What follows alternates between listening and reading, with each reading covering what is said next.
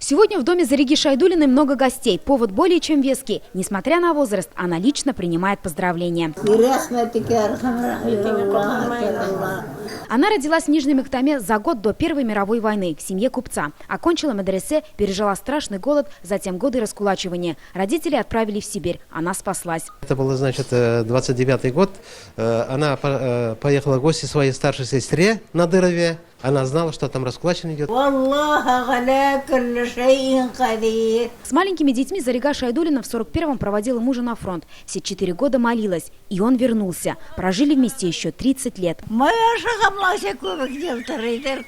Она до сих пор сама сочиняет баиты и сказания. Баиты она начала рассказывать, конечно, после смерти отца.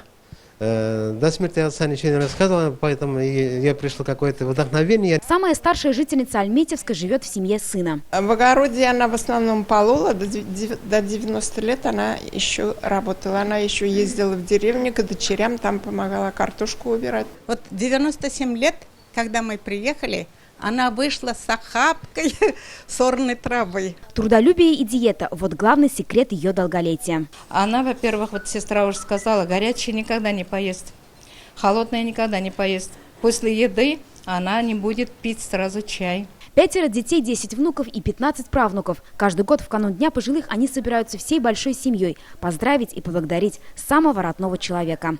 Филюза Хамидуллина, Эрик Хабибуллин, ТНВ, Альметьевский район.